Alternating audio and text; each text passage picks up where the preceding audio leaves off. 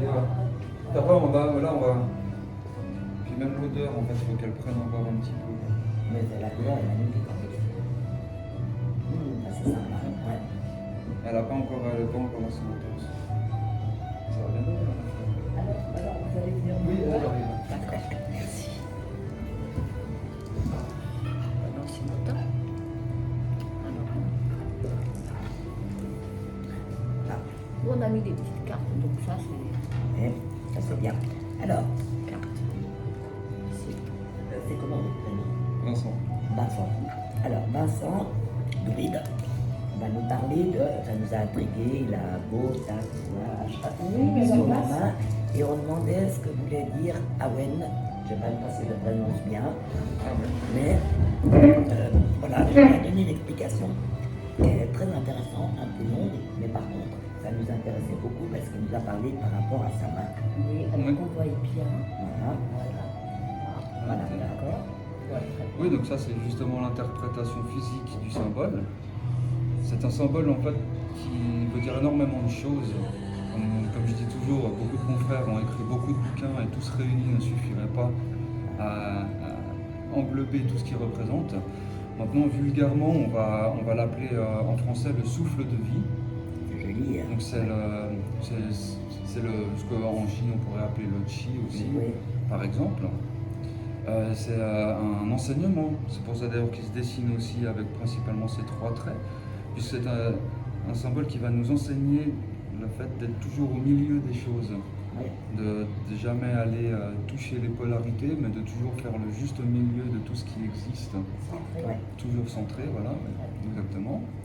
Après aussi, c'est typiquement justement l'accomplissement druidique, tel un bouddhiste deviendrait un Bouddha, un druide devient un Awen quand il atteint l'illumination, ce que j'appelle le sommet de la montagne.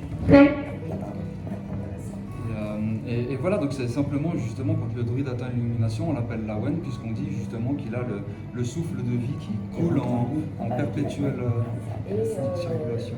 moi, je questionne aussi totalement les conditions pour arriver à ce summum, ce serait quoi?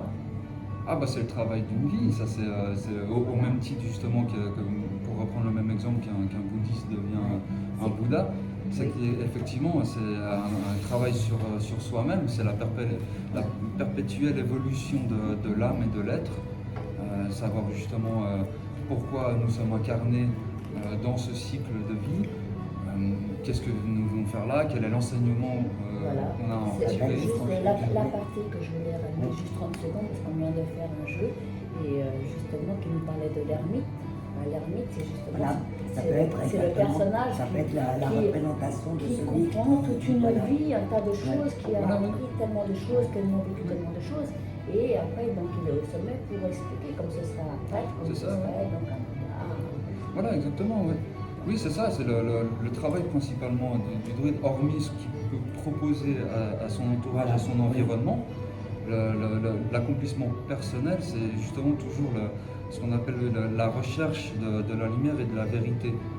C'est pour ça d'ailleurs que symboliquement, c'est pour ça que symboliquement, justement, nous les druides, on va énormément se comparer au sanglier. Puisque le sanglier, c'est ce que j'appelle le gratteur de la forêt. C'est celui qui va retourner les cailloux, c'est celui qui va fouiller, qui va gratter les écorces, donc qui va toujours à la recherche. Toujours plus loin, voilà. Plus loin, qu'est-ce qu'on est encore plus loin? C'est ça exactement. Et nous, le but, c'est toujours ça. D'ailleurs, C'est intéressant. oui, c'est d'ailleurs typiquement un produit, une phrase que j'aime bien, justement, qu'on aime bien se répéter, c'est que tout bon druide sait mourir tous les soirs pour renaître tous les matins.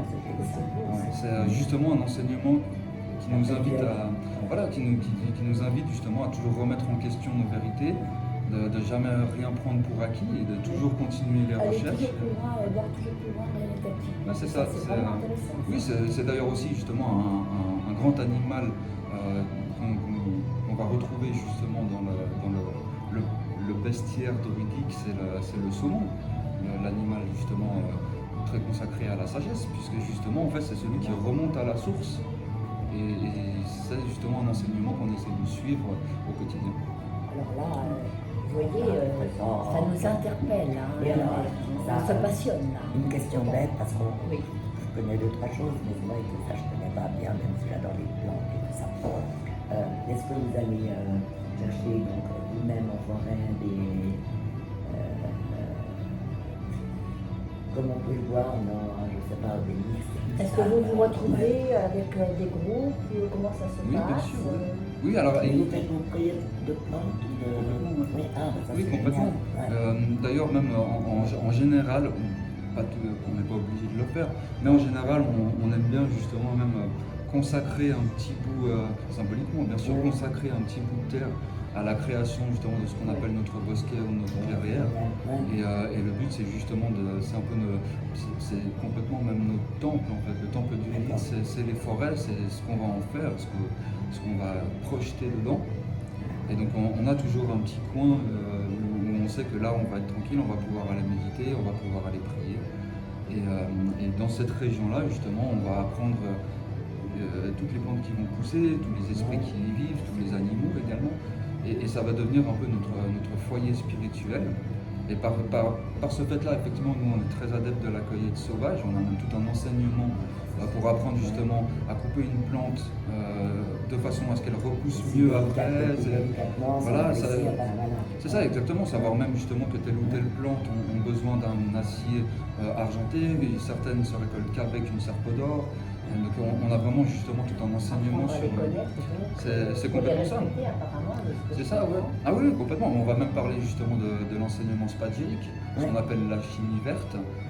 Et on est complètement là-dedans, en fait. C'est de vivre en communion avec l'âme de tout ce qui existe. Donc animaux, végétaux et évidemment minéraux.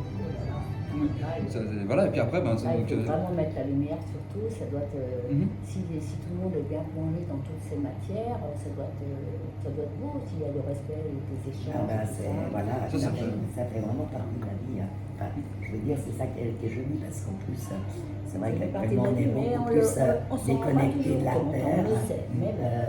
Voilà. Et donc, c'est vrai que le besoin, je pense qu'il est quand même fréquent chez les gens, même si on oublie un peu d'aller se ressourcer aussi et dehors et dans la nature et avec les arbres. Moi, j'admire, parce que voilà, c'est vraiment sympathique, et puis je pense que c'est un sacré travail quand même. Ça, c'est un travail justement du quotidien. Ça, c'est vraiment l'approfondissement druidisante. C'est vraiment justement cette pratique quotidienne. Maintenant, justement, ça, c'est ce qu'on pourrait appeler la partie solitaire.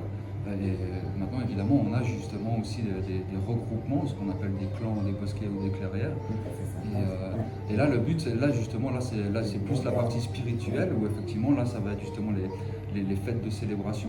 Ça va être justement les prières communes pour travailler avec les dieux et les déesses, avec les esprits qui nous entourent, puisqu'on va travailler autant avec un panthéon du ciel qu'un panthéon de la terre.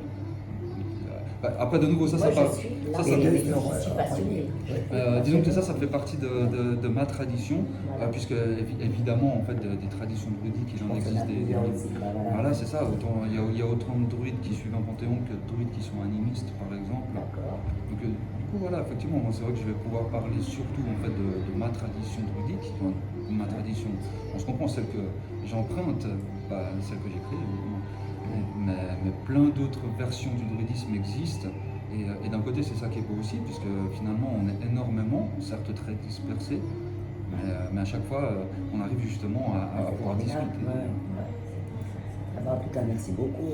Et puis, on a été épatés. Et puis je vais en profiter pour demander exactement, pouvez-vous nous parler de l'assiette? C'est l'assiette de quoi? Délicieuse. Alors je l'appelle la planchette valaisanne. Voilà. Maintenant, c'est vrai qu'elle est pas si valaisanne que ça, dans le sens où évidemment tous les produits sont suisses, mais les viandes viennent des Grisons. Voilà. Et le fromage en fait est principalement vaudois. Mais ils sont délicieux. C'est la Suisse, c'est la Suisse. Oui, alors le fromage, ouais, là, c'est un gruyère extra vieux, très très salé. On a une tome aux 7 fleurs, donc elle qui est macérée en fait dans un cocon de fleurs comestibles. C'est sympa ça, ouais. Et puis on a justement la tome de brebis qui est super légère et très crémeuse. Alors, on s'est régalé avec la boisson. Comment vous allez l'expliquer à nouveau? Alors ça, c'est ce que j'appelle un mousseux d'hydromel. Donc c'est exactement la même base qu'une hydromel, hein, donc c'est vraiment simplement une fermentation de miel dans de l'eau. Maintenant, le procédé est différent, puisque là, le but, justement, c'est de le rendre plus léger, plus pétillant. Ce que j'aime dire, c'est que c'est à mi-chemin, justement, entre le champagne et le mousseux de blanc. Mais on reste vraiment sur une connotation de miel, avec cette amertume qui revient derrière. Et d'ailleurs, ce n'est pas très sucré. Non, non, non, c'est très léger, justement. Par rapport à une hydromel qu'on peut retrouver en cérémonie, par exemple, qui sont très pâteuses, très mangées. C'est plus lourd. Voilà, non, celle-ci, justement, est très... on pourrait presque appeler ça une hydromel de soif. Si j'ose. En tout cas, on a été en même temps. On vous remercie beaucoup. Oui, beaucoup. Merci. Et puis n'hésitez pas donc à venir à ce charmant lieu qu'est la taverne d'Awen, aux Acacias. Voilà. Les Acacias, c'est à côté de Genève.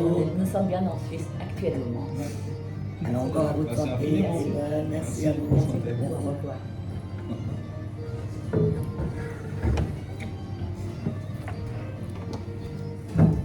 Bonjour.